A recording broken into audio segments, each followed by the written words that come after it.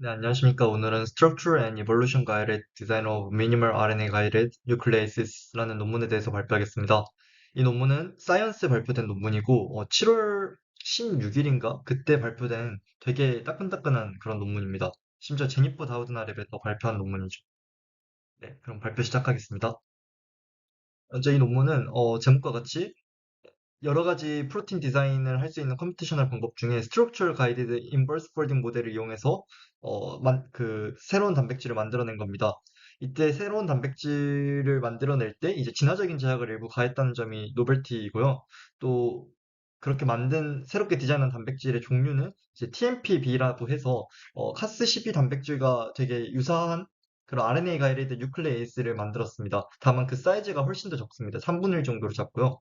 그러면 왜 이런 방식을 사용했냐? 기존의 시퀀스 베이스드 LLM으로 생성한 뉴클레이스의 경우에는 기존의 레퍼런스 서열과 너무 유사하다라는 단점이 있고, 이제 스트럭처 가이드 방식의 경우에는 멀티 도메인 효소 같이 좀 복잡한 단백질에는 적용이 까다롭다는 단점이 있었기 때문입니다. 그래서 이 논문은 이제 스트럭처 가이드 and evolutional 가이드를 두 가지를 접목시킴으로써 이 기존의 각각 개별적인 방식을 사용했을 때 한계를 극복한 거죠. 좀 더 구체적으로 설명을 하면 먼저 ESM-IF1 모델의 단백질과 RNA 그리고 단백질과 DNA 컨택에 대한 그런 진화적인 서열 정보를 이제 이제 좀 그러한 진화적인 서열 정보를 가지고 제약을 만듭니다. 마스킹 스트래티지를 적용을 해서 이제 기준값을 충족하는 레시드의 경우에는 기준값을 이제 특정 기준값이 있는데 그걸 이제 넘어가는 그런 레시드의 경우에는 WT와 동일하게 두고요. 나머지 것들은 이제 모델에 의해서 생성하도록 둔 겁니다. 그래서 이후에 이제 스플릿 로브를 이제 렉 로브와 NUC 로브를 나눠서 각각에 대한 파라미터 값, 즉 이제 기준값의 최적화를 진행을 하는 식으로 이제 스크리닝을 해서 베리언트를 발굴했습니다. 본론으로 넘어가기에 앞서 배경 지식으로 이제 컴퓨테이셔널 프로틴 디자인에 대해서 간단히 살펴보겠습니다. 사실 이전에 논문들에서 좀 여러 번 다뤘는데 먼저 크게 서열 기반 언어 모델을 이제 LLM 서열에 기반한 LLM 모델을 이용하는 방법이 있고 혹은 이제 구조 기반의 그 구조에 기반해서 새로운 이제 단백질을 설계하는 방법이 있습니다. 이제 서열 기반의 LLM의 경우에는 이제 오픈 크리스퍼를 생각하면 되는데요. 이제 프로틴 시퀀스만 엄청나게 많은 데이터를 주어주면 이를 토대로 이제 LLM 모델이 학습을 해서 새로운 그런 단백질 서열을 만들어내는 거기 때문에 되게 편리합니다. 다만, 음, 이렇게 만들어낸 새로운 이제 단백질의 서열이 기준 서열과 좀 유사한 되게 높다라는 점이 좀 높은데요. 이 점은 이제 프로틴 다이버시티를 좀 넓히는데 좀 한계가 있다라는 이제 그런 단점이 있습니다. 반면에 구조 기반의 설계의 경우에는 되게 기존 서열과 좀 많이 유사하지 않은 그런 단백질을 만들 수 있어요. 대신에 그런 이제 단백질의 구조 정보가 필요하다는 점이 그리고 좀 설계에 복잡한 요소를 설계하는데 어렵다는 점이 그런 좀 한계점으로 제시가 되고 있습니다. 그래서 이 논문은 이제 먼저 스트럭처 베이스드 디자인이기 때문에 어, 최근에 되게 핫한 ESM 인버스 폴딩 모델 즉 구조 정보를 인풋으로 넣어주면 이를 토대로 LLM이 학습을 해서 뭔가 서열에 대한 정보를 생성해내는 그런 모델을 이용했습니다.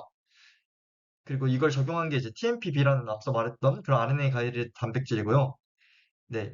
뭐 이런 식의 그냥 아무 그런 진화적 제약 조건 없이 그냥 이렇게 수많은 이제 TMPB에 대한 그 구조 정보를 학습을 시키고 그걸 토대로 이제 서열을 뽑아낸 결과 이런 식의 결과가 나왔습니다.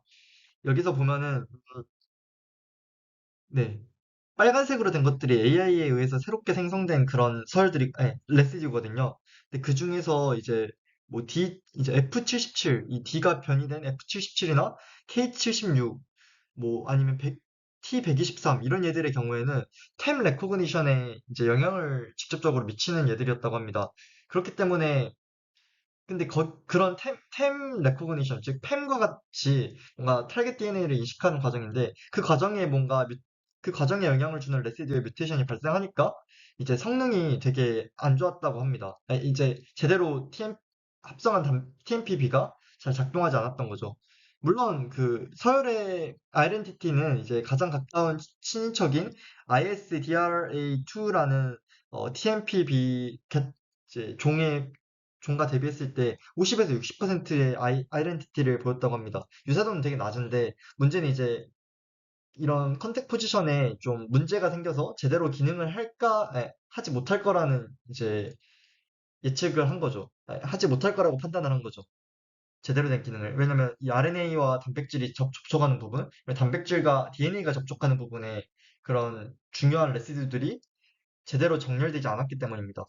자, 여기서 알 수 있는, 그리고 이제 진화적인 계통도를 그려봤을 때도 너무 동떨어져 있죠. 이 ESM IF1으로 생성해낸 이런 서열들만.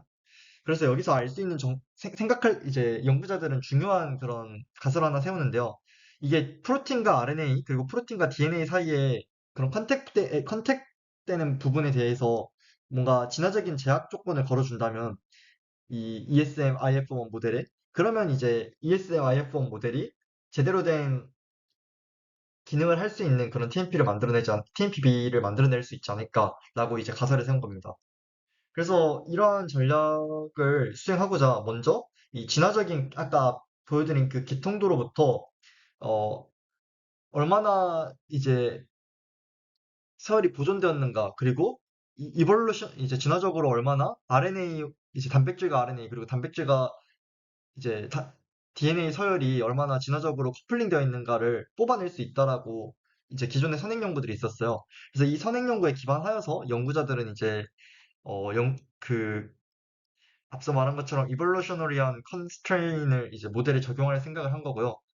먼저 파츠 모델 먼저 이 TMPB에 대한 서열 MSA를 가지고 MSA 정보를 이제 이 모델의 제약으로 걸어줌으로써 이제 레시듀 각 포지션마다 얼마나 이제 보존되었는가 진화적으로 보존된 그런 레시듀가 얼마나 되는지를 판단을 했습니다. 또한 페어와이즈 이볼루셔너리 커플링이라고 해서 TMPB와 함께 이 단백질 서열이 있으면은 이 단백질 서열과 RNA 서열 그리고 DNA 서열이 함께 묶여 있는 그런 정보들을 수많은 데이터베이스로부터 마이닝을 해서 이로부터 파츠 모델이라는 뭔가 물리학적인 모델이 있는 것 같은데 이 모델을 이용해서 커플링 스트렝스를 계산을 해냈습니다. 즉 각 레시듀 이 프로틴을 이제 이렇게 만들고자 하는 프로틴의 각 레시듀 위치에 대해서 어, 진화적인 보존 정도, 이제 TMPB라는 단백질이 진화적으로 내려오는 과정에서 얼마나 보존되었는가에 대한 정보, CI, 그리고 그 각 위치가 얼마나 RNA 혹은 DNA와 이제 상호작용을 하는지, 커플링 되어 있는지를 나타내는 그 강도인 시그마 I를 계산해냈습니다.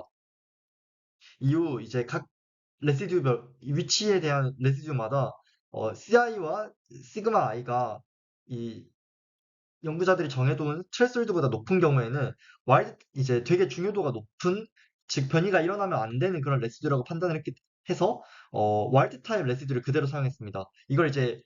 이러한 전략을 이제 마스킹 전략이라고 하죠.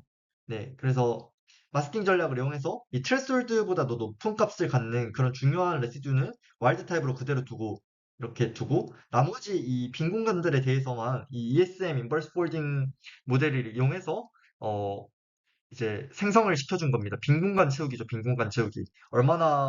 그러면 이제 해야 될 거는 이 CI와 시그마 I 값을 뭐로 설정할 건지, 즉 이 기준치 값을 무엇으로 설정할 건지가 연구의 관건이 될 겁니다. 그래서 이 최적의 시그마와 그리고 C 값을 찾기 위해서 연구자들은 이제 하이스루프 스크리닝 방법을 이용합니다. 그래서 이 실험은 이제 최적의 그런 컨디션을 찾아가는 그런 옵티마이제이션의 과정이라고 볼 수 있어요. 먼저 이게 스플릿 도메인 스트래티지라고 하는 방법으로 렉 도메인과 NUC 도메인 렉 로브와 NUC 로브를 한 번에 합성하지 않고 그 쪼개가지고 각각을 통제할 수 있게 만듭니다. 네, 이렇게 스플릿 디자인으로 만들었다는 게 그런 의미고요. 따라서 이제 보시면 이 파란색과 빨간색 이렇게 각각의 로브에 대해서 어, 어느 정도의 그 트레솔드를 둘지를 이제 별도로 통제를 할 수 있다는 거죠.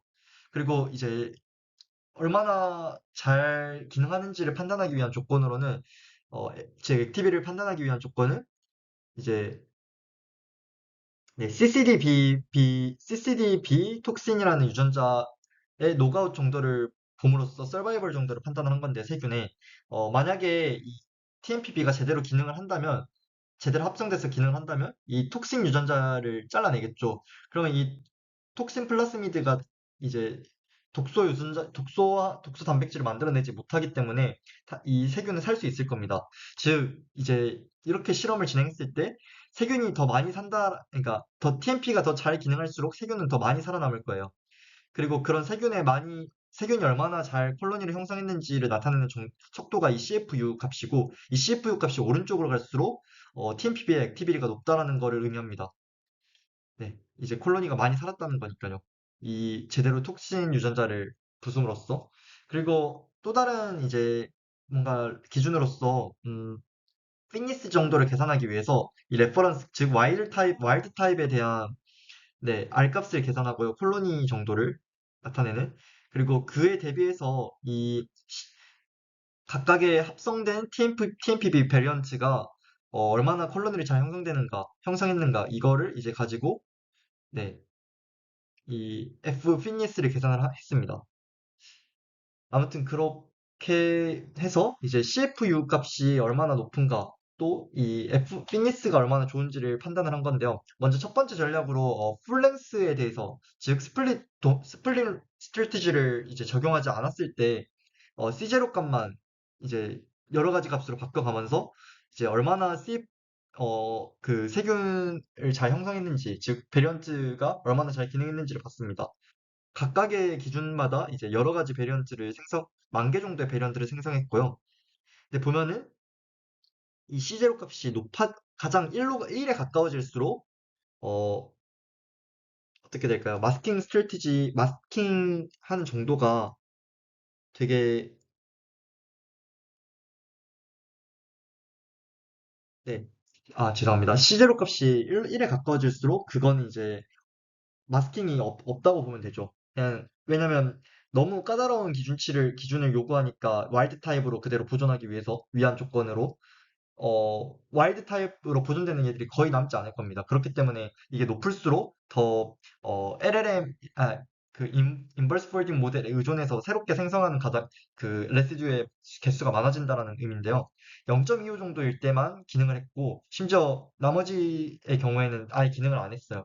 그리고 심지어 이 0.25를 설정했을 때는, 즉 4분의 1개 정도만 새롭게 생성한다라고 보면 되는데, 네, 4분의 1개 정도만 새롭게 생성했을 때도 이 CFU 값이 와일드 타입보다 떨어지죠. 별로 안 좋은 겁니다. 반면에 이제 스플릿 도메인 스트래티지를 적용을 했을 때는 렉 로브에 대해서는, 즉 DNA와 컨택하는 곳에 대한 그 뮤테이션을 발생시키는 정도는 0.25로 이제 플랭스와 유사하게 0.25로 설정을 했을 때만 성능을 보였고, 이때도 이제 어, 그, 네, TMPB의 성능이 떨어졌습니다. 와일드 타입보다. 반면에 어, 이제 NUC 로브에 대해서 어, 네, 이 C0 파라미터의 최적화를 진행해 본 결과 0.6 이하인 경우에 대해서는 좀 다들 좋은 일단 활성을 보였고, TMPB가 활성을 보였고, 그 활성의 정도가, 즉, 세균의 생존 정도가 와일드 타입보다 높은 걸 볼 수 있었습니다.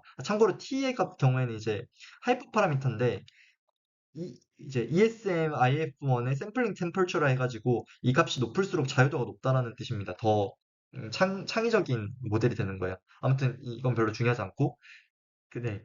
와일드 타입보다 더 높거나 아니면 비슷한 정도의 성능을 갖는 TMPB가 만들어졌다. 즉, NUC 로브에 대해서는 조금 더 어, 스트릭한 조건을 걸지 않고 LLM의 생성에 의존을 해도 된다. 반면에 렉 로브는 좀 민감하다. 이런 뮤테이션에 대해서 이렇게 판단을 내릴 수 있습니다. 자, 그러면 여기까지는 이제 CI 값에 대한 최적화만 진행한 거잖아요. C0 값, 즉 트레솔드 이제 컨저베이션 트레솔드만 조작을 한 건데 이 GHI 그림의 경우에는 C0 값과 그리고 시그마 값도 다 통제를 해본 겁니다. 네, 그렇게 해서 이제 네, 이렇게 각각 로브에 대해서 이제 C0 값과 이제 시그마 제로 값을 통제했을 때 얼마나 네, 좋은 성능을 갖는 얘가 만들어졌는가를 본 건데 여기서도 마찬가지로 두 개 값이 좀 높은 얘들 높아서 실질적인 TMPB의 활성이 WT보다 높아진 경우에는 어, 대부분 이제 NUC 로브에 대해서 뮤테이션이 발생했을 때만 보이고 렉 로브에 이제 뮤테이션을 함부로 발생시켰을 때는 좀 네, 성능을 잘 안 보이는 그러니까 좋은 성능을 안 보이는 걸 확인할 수 있죠. 이렇게 해서 이제 최종적으로 결론은 이런 듀얼 컨디셔닝 스트래티지를 적용했을 때 총 1980개의 경우의 수가 있었는데 그중에서 24%, 즉 466개만 이런 기능을 나타냈고 WT보다 높은 게 아니라 이제 그중에 8% 정도만 되는 것들이 이제 WT보다 좀 더 나은 성능을 보였습니다. 그중에서도 가장 그나마 WT와 유사하거나 높은 성능을 갖는 9개만 이렇게 추려낸 게 이 연구자들이 이제 표현한 V1부터 V9입니다. 이건 이제 레플리케이트에 나타낸 건데, 즉 선형성이 강하기 때문에 재현이 잘 되고 있다는 증거고요. 네. 아무튼 이렇게 9개의 V1부터 V9 이걸 가지고 실질적인 이제 인간 세포에서의 지놈 에디팅 능력을 평가를 하는 겁니다. 네. 이게 이제 그 내용이고요. 이렇게 만들어낸 신 TMPB, 즉 합성한 TMPB 베리언트 9개에 대한 지놈 에디팅 액티비티를 이제 핵 293 T7셀에서 본 겁니다. 네, 일단 이 V1부터 V9까지의 시퀀스 아이덴티티는 가장 유사한 그런 가장 유사한 TMPB였던 종과 대비했을 때 77에서 91% 정도의 유사도를 보였고요. 네, 먼저 진 노가웃 어세이와 어세이 방식으로 어, 이게 TMPB가 제대로 만들어졌을 때는 BFP라는 네, 형광단백질이 제대로 합성되지 않는 얼마나 잘 합성되지 않는가, 이 노가웃 정도가 얼마나 되는가를 보는 방식으로 실험을 진행했고, 두 번째로는 이제 인델레이트가 얼마나 생겼는가, 즉 얼마나 정확하게 특정 유전자를 잘라냄으로써 그 복구 과정에서 인델이 많이 발생하는가, 이거를 본 겁니다. 이걸 이제 넥스트 제너레이션 시퀀스 NGS로 본 거고요. 먼저 노가웃 정도를 보면은 BFP에 네, 와일드 타입이 한 28% 정도였는데 뭐 대부분의 좀 비슷한 성능을 보였는데 이 V1과 V5를 유심히 보면 둘은 이제 훨씬 더 높은 어, 노가웃 그런 레이트를 보였습니다. 이 말인즉슨 훨씬 더 좋은 성능의 지놈 에디팅 능력을 보인 거죠. 각각 이제 46에서 46 그리고 50%를 보였고요. 또 마찬가지로 인델레이트로 이제 실험을 얼마나 정확하게 타겟 유전자 4개를 조준해서 어, 이제 에디팅을 수행할 수 있는가를 나타내는 척도인 인델레이트 이거를 봐본 결과도 마찬가지로 WT 대비했을 때 V1과 그리고 V5가 더 높은 그런 성능을 가졌습니다. 대체적으로. 이 경우는 좀 예외적으로 V7이 더 높았는데, 네, 아무튼 대체적으로 봤을 때 V1과 V5가 확실히 더 WT보다 높은 그런 지놈 에디팅 이피션시를 보이고 있죠. 네, 반면에 여기 이 그림에 제시되지 않았는데 특이성, 즉 오프탈결 레이트의 경우에는 V1 제외하고는 대부분 WT보다 더 별로였다고 합니다. 즉 오프탈결 액티비티를 많이 보였다는 뜻이니까 특이성이 좀 떨어진다는 거죠. 이거는 이제 고찰에서 다루겠지만 실질적인 임상에 적용하기에 있어서 무리수로 좀 한계점으로 작용을 할 수 있는 부분입니다. 아무튼 네, 이렇게 해서 인간 세포에서 이제 이렇게 만들어낸 신테릭 TMPB가 잘 지놈 에디팅을 수행한다 이걸 보인 겁니다. 9개에 대해서. 이제 그 중에서 딱 하나만 뽑았어요. 연구자들이 구조를 좀 알아보기 위해서. 그 뽑은 게 이제 이제 절대적으로 좀 유전자의 편집 정도가 높았던 특정 하나에 대해서만 높았지만 나머지 세 개는 V1이 더 높았는데 아무튼 뭐 어떤 이유가 있었겠죠. V7을 골랐어요. 구조를 연구하기 위한 그런 용도로서. V7에 이렇게 고른 V7의 그런 구조를 아, 크라이오 EM이라는 이제 현미경을 이용해서 좀 관찰을 해봤습니다. 총 이제 이 TMPB 단백질이 되게 작은 그런 RNA 가이리드 뉴클레이스여서 한 370에서 420개 정도의 레시드로 이루어졌다고 합니다. 참고로 크리스퍼 카스9의 경우에는 1300개 정도로 훨씬 긴데요. 아무튼 이 중에서 시제로 한 전체 장기 중에 한 25% 정도, 즉 듀얼 컨디셔닝 스트래티지를 적용을 했을 때 한 25% 정도인 85개 정도의 포지션에 대해서만 생성령 이제 새롭게 생성이 되었고 나머지는 이제 WT와 동일했다고 합니다. 이걸 이제 설유사도로 따져보면은 가장 가까운 계통에 있는 종의 77% 정도의 일치도를 보였다고 합니다. 그리고 크게 두 가지 스테이트를 나눠서 구조를 살펴봤는데 먼저 10 바운드 스테이트라 해가지고 이건 이제 이 연구에서 새롭게 이 크라이어 EM을 이용해서 관찰한 건데 어, 네. 가이드 RNA와 이 TMPB 단백질이 이렇게 붙어 있고 거기 이제 이 그런 가이드 RNA의 아주 일부분과 이제 타겟 DNA가 딱 붙어서 어, 네. 3중체이긴 한데 사실상 이제 이중 복합체처럼 보이는 그런 스테이트입니다. 그래서 이 시드 부분에 대해서만 이제 딱 이렇게 듀플렉스를 형성하는 거예요. 그래서 헤테로 듀플렉스라고 하는데 네, 여기도 헤테로 듀플렉스긴 하지만 죄송합니다. 그냥 시드 부분에 대해서만 이제 그런 듀플렉스가 형성이 된 거고, 이 알루프 스테이트라는 거는 이제 이미 좀 잘 몇 번 연구가 된 적이 있었다고 하는데, 아예 이 RNA와 DNA가 이제 완전히 겹쳐진 그런 듀플렉스를 형성한 상태입니다. 아무튼 이 두 가지에 대해서 상태를 이제 구조를 관찰한 거고, 먼저 네, 이 두 가지 모두 NUC 로브, 즉 RNA와 컨택하는 부분에 대해서는 K224R 또는 Q227R 이런 빨간색 얘들이 이제 그런 새롭게 생성된 그런 장기들인데, 새롭게 생성되었다기보다 이제 뮤테이션이 일어난 AI에 의해서 기존과 달라진 그런 레시드들인데, 이런 레시드들의 뮤테이션에 의해서 RNA와 이제 단백질 사이에 정전기적 인력이 훨씬 강화되었다고 합니다. 왜냐면 이렇게 바뀐 레시드들이 파지티브한 그런 전환을 띄워서 좀 RNA와의 그런 정전기적 인력을 강화시킬 수 있었던 거죠.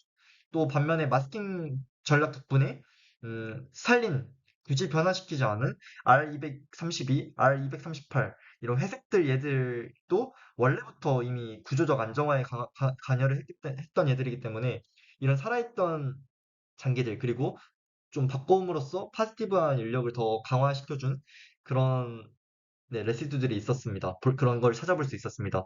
또 M4R, M4R 이런 뮤테이션에 의해서 이 뮤테이션이 발생함으로써 아까 설명 잠깐 말씀드렸던 시드 부분, 즉 이 듀플렉스가 형성되는 그 초기 부분, 아주 극초기 이런 인터미디에 스테이트에 대한 시드 락킹이 좀 잘 이루어졌고 또한 이제 이 가이드 RNA에 스템2라는 부위가 있는데 그 스템2라는 부위가 이 렉 로브 즉 DNA와 상호작용하는 로브이긴 한데 뭐 RNA와도 좀 이런 상호작용을 할 수밖에 없잖아요. 3차원 구조니까. 아무튼 그 과정에서 좀 잘 구성이 되었다고 합니다. 렉에.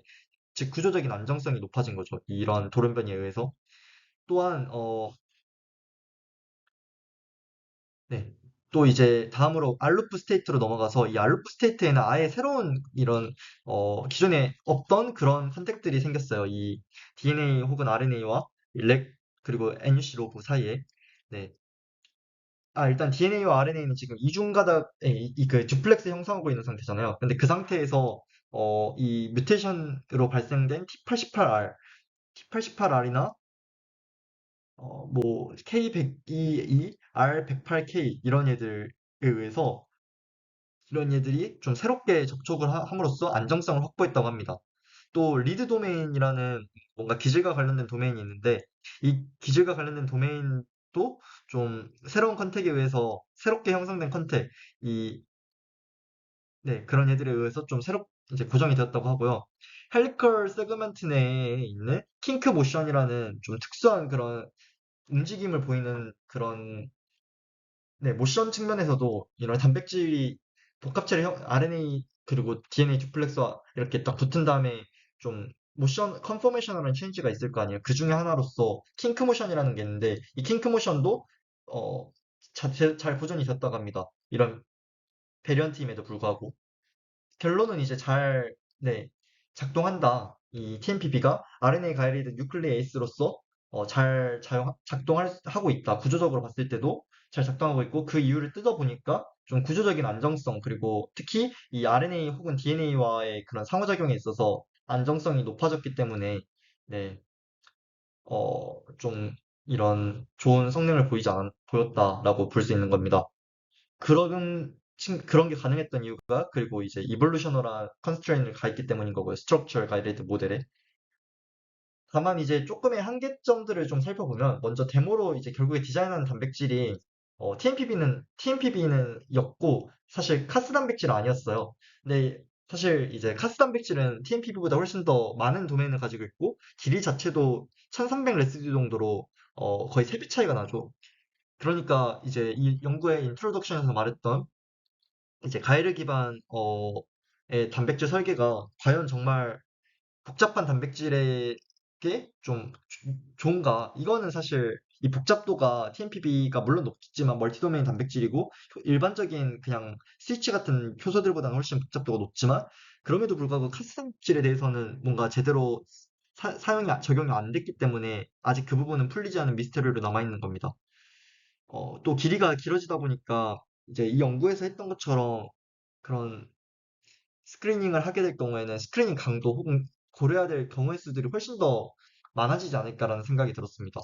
그리고 최종적으로 발굴해낸 V7, 이 V7의 서열 유사도가 77% 정도라고 했는데 이게 네이처에 예전에 발표된 오픈 크리스퍼 1의 경우에는 86% 정도예요. 물론 이제 훨씬 더 스트럭처 가이리드 모델으로 생성한 베리언트의 유사도가 더 낮긴 하지만 근데 그렇게까지 또 큰 차이는 없잖아요. 그러니까 사실 잘 모르겠어요. 이쪽 분야가 아니다 보니까 이 77이라는 숫자가 얼마나 대단한 건지는 잘 모르겠지만 아무튼 그냥 절대적인 숫자만 놓고 봤을 때 네, 이볼루셔너리 컨스트레인을 이제 가하면서까지 네, 이렇게 유사도가 많이 낮아진 것 같진 않다라는 생각이 들었습니다. 그냥 개인적인 생각입니다. 이거는 제가 이쪽 분야를 잘 모르기 때문에. 또 성능 중에 이제 V1을 제외한 나머지 베리언츠들은 오프 타겟 레이트가 높았다고 했는데요. 이제 와일드 타입 대비했을 때. 그러면 이제 오픈 크리스퍼 1 논문에서 제기했던 것처럼 실제 체내에 적용하려면은 이제 오프 타겟일 때 막 마구잡이의 그런 그 클리비지 액티비티가 발생하면 안 되는 거잖아요. 근데 그런 통제 정도가 와일드 타입보다 더 못하다는 거는 임상에서 좀 적용하기가 어렵지 않을까라는 문제 의식이 좀 생겼습니다. 이런 것들을 그리고 D를 이용해서 이런 베리언트를 좀 개량해서 오프 타겟을 줄이는 방향으로 다시 그런 추가적인 연구를 해볼 수도 있을까라는 의문이 들었습니다. 네, 아무튼 이렇게 해서 발표를 마치겠습니다.